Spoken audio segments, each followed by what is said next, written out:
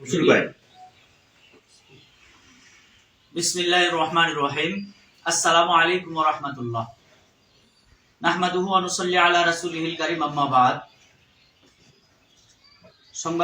সম্মানিত সাংবাদিক ভাইরা, আমি আপনাদের কাছে বিশেষ একটা মিথ্যা ও অসত্য সংবাদ প্রকাশের প্রতিবাদে সংবাদ সম্মেলন করছি। স্থান শ্রীপুর প্রেস ক্লাব, শ্রীপুর, গাজীপুর। আসসালামু আলাইকুম ওয়া রাহমাতুল্লাহ। আমি মাওলানা ইসমত আলী আশিকি, পিতা মৃত জালালউদ্দিন, থানা দুবাউরা, ময়মনসিংহ জেলা। আমি প্রায় 6 বছর যাবৎ শ্রীপুর উপজেলাধীন তেলিহাটি ইউনিয়নে ট্যাংরা গ্রামে প্রতিষ্ঠিত ট্যাংরা মধ্যপাড়া জামিউল উলুম কওমি মাদ্রাসা ও ইতিমখানায় সুনামের সহিত মুহতামিমের দায়িত্ব পালন করে আসতেছি। একটি প্রতিষ্ঠান পরিচালনা করতে সব সময় সবার সাথে একমত পোষণ করা যায় না, তাই সবার মন যুগেও চলা যায় না। আমার দ্বারা প্রতিষ্ঠানটি সুন্দরভাবে পরিচালিত হোক, এটা অনেকের মেনে নিতে পারছে না। আমাকে হেয় প্রতিপন্ন ও মান সম্মান ক্ষুণ্ণ করার জন্য অনেকেই বহুদিন যাবৎ চেষ্টা করে যাচ্ছে। জৈনক জহিরুলের সাথে আমার কিছুদিন কয়েক মাস আগে খুনসুটি বিষয়ে নিয়ে তর্ক বিতর্ক হয়। সেই তর্কের রেশ ধরে গত 14/12/2024 আমাকে নিয়ে জৈনক জহিরুলের সহযোগিতায় মুজাহিদ সহ কিছু সংবাদকর্মী আমাকে জড়িয়ে মানহানির সংবাদ প্রকাশ করে। তারা আমার নিকট কিছু টাকা দাবি করেছিল। আমি টাকা দিতে অপারগতা প্রকাশ করায় আমার বিরুদ্ধে মিথ্যা সংবাদ প্রকাশ করে যে মহিলাকে নিয়ে আলোচনা সমালোচনা ও আমার উপর ধর্ষণের অভিযোগ আনেন, তাকে আমি চিনি না। আমি কখনো তাকে দেখি নাই, এমনকি তার সাথে আমার কোনোদিন কোনো কথাও হয় নাই। আরফান আলী শাহী জামে মসজিদের ইমাম মাওলানা কফিলউদ্দিনকে হত্যা সহ বিভিন্ন ভয় দেখিয়ে আমার বিরুদ্ধে সাক্ষ্য দিতে বাধ্য করেছে। এখন কফিলউদ্দিন সমস্ত সত্য কথা প্রকাশ করে দিয়েছে। আমার বিরুদ্ধে যাহারা মিথ্যা তথ্য দিয়ে বা সংবাদ প্রকাশ করে আমার মানহানি করেছেন, আমি এ বিষয়ে তীব্র নিন্দা ও প্রতিবাদ জানাই। আমার এই সংবাদ সম্মেলনে সংবাদকর্মী সহ বিভিন্ন শ্রেণীর পেশার মানুষ যারা উপস্থিত হয়েছেন, সকলকে আমার পক্ষ থেকে ধন্যবাদ ও সালাম জানাচ্ছি। আসসালামু আলাইকুম ওয়া রাহমাতুল্লাহ। আপনি যে কথাটা বলছেন, সংবাদ কমিটি মিথ্যা তথ্য দেওয়া হয়েছে, তবে ওইখানে স্থানীয় লোকজনের কিছু বক্তব্য আছে, তারা বিষয়টা সংবাদকর্মীকে জানিয়েছে। এই বিষয়টা আপনি কি বলবেন? স্থানীয় লোক যারা ভাই, এটা পুরাটাই মিথ্যা। স্থানীয় কোনো লোক আমার বিপক্ষে নাই। যদি তারা কোনো লোককে টাকা দেয়া প্রস্তুত করতে পারে, হয়তো করছে, আমার জানা নাই। কিন্তু স্থানীয় লোক সকলে আমার মহিলার সাথে ঘটনা ঘটছে, উনি সরাসরি ভিডিও থেকে বলছে, আমরা শুনছি। জি, উনি ওই মহিলাটা কি তাহলে মিথ্যা বলছে? অবশ্যই মিথ্যা বলছে ভাই। ওই মহিলাকে আমি চিনি না। ওই মহিলার সাথে ওই মহিলা মিথ্যা বলার কারণটা কি? উনি কি আপনার সাথে জমি নিয়ে বা এরকম টাকা পয়সা এরকম কোনো আগে পরে কোনো কিছু ওই মহিলার ব্যাপারে আমি কিছু বলতে পারি না, চিনি না, জানি না। আমার ওই যে জহিরুল সাংবাদিকের সাথে আমার তর্ক বিতর্ক হয় প্রায় 8-10 মাস আগে।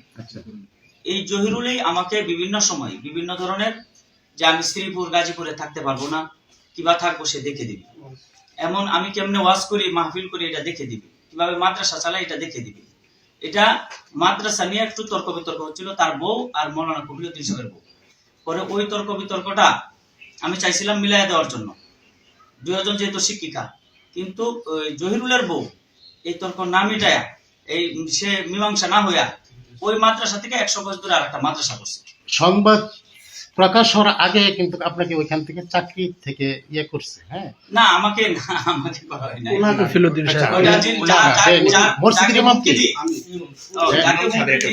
না, আমি বলি সংবাদ প্রকাশ হওয়ার আগে আপনাকে চাকরি থেকে মসজিদ কমিটি যারা আছে ওনারা আপনাকে চাকরি মসজিদ থেকে বের করে দেওয়া হয়েছে।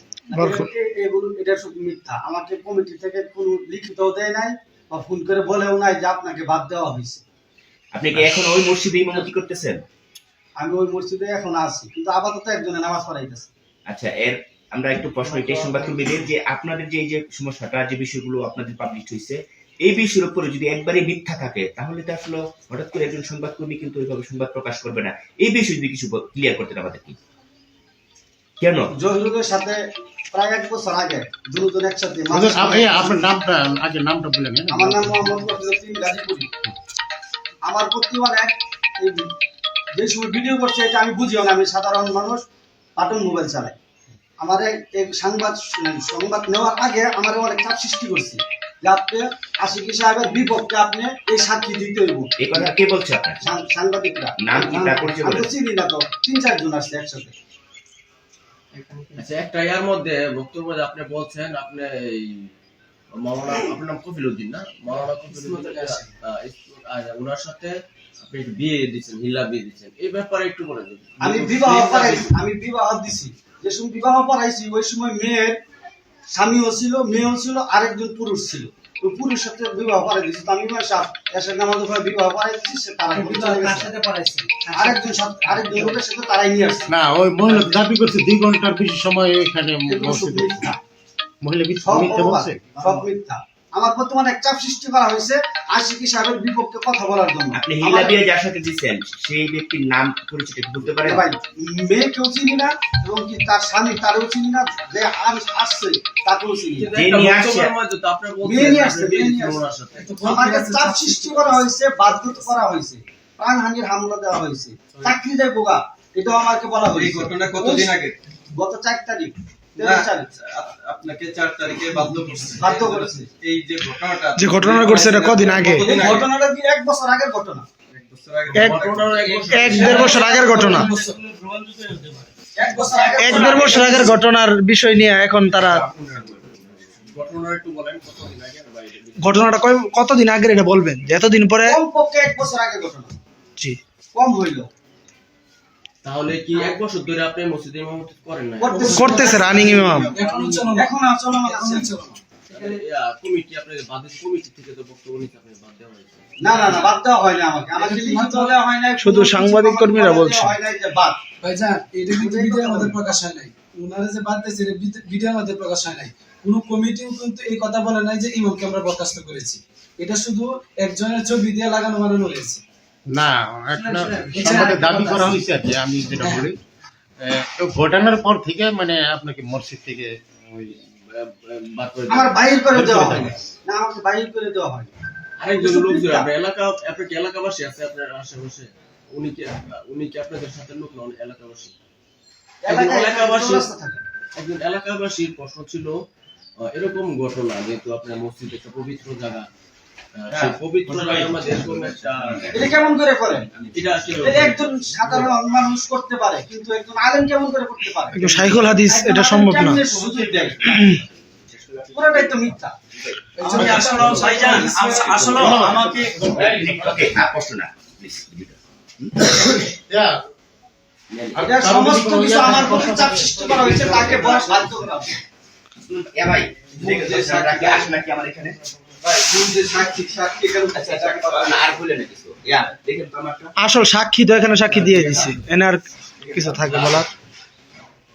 দর্শক, আমরা এখন উপস্থিত হয়েছি একটি আলেম সমাজের যে বিষয় নিয়ে, সেই বিষয়ের উপরে সংবাদ সম্মেলনের সেই স্থানটিতে আমি অবস্থান করছি। মূলত ইসলামের যারা দাওয়াত দিয়ে আসছেন, যারা রসুলদের পরেই নাইবি রাসূল হিসাবে যারা পদবি পাচ্ছেন, যারা দ্বীনের জন্য এভাবে দ্বীনি প্রতিষ্ঠান করে যাচ্ছেন, মূলত মসজিদ মাদ্রাসা, এখানে ইলমে দ্বীন শিক্ষা করার পর হয়তোবা ইসলামের একটি স্তম্ভ হয়ে দাঁড়াবে এই ইসলামী চিন্তাবিদরা। অথচ সেই ইসলামী একজন চিন্তাবিদ, একজন বক্তা, একজন ইমাম, একজন আলেমকে মিথ্যা অপবাদ দিয়ে শ্রীপুর উপজেলা যে ট্যাংরা একটি মসজিদ রয়েছে, সেই মসজিদে যে মিথ্যা বানোয়ার একটি সংবাদ প্রকাশ করা হয় সেটি কতটুকু সত্য সেটি আমরা খতিয়ে দেখব। তার পাশাপাশি আজকে যে সংবাদ সম্মেলন আলেম সমাজের উপরে যে একটি প্রভাত এসেছে, যে তারা খুবই জঘন্য একটি কাজ করেছে, একটি মসজিদের সিঁড়িতে তারা নাকি যৌন মিলনের বিষয় নিয়ে কিছুটা কথা আসছে, হিল্লা বিষয়কে উল্লেখ করে, মূলত এটা কতটুকু সত্য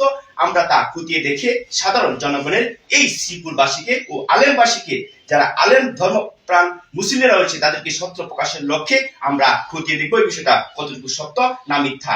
মূলত একজন সংবাদকর্মীর কাজ হলো সত্য প্রকাশের মাধ্যমে একটি নির্যাতিত মানুষ যেন সঠিক বিচার পায়, তাহলেই হয়তোবা অপরাধ তারা ভয়ে আর অপরাধ করবে না। অথচ যদি হয় সেটা উল্টো, তাহলে হয়তোবা সমাজের মানুষগুলো এভাবে নির্যাতিত বুক করতে হবে যুগের পর যুগ। সবুজ বলা টেলিভিশন, জামি শেখ, শ্রীপুর, গাজীপুর। ওকে। আসসালামু আলাইকুম।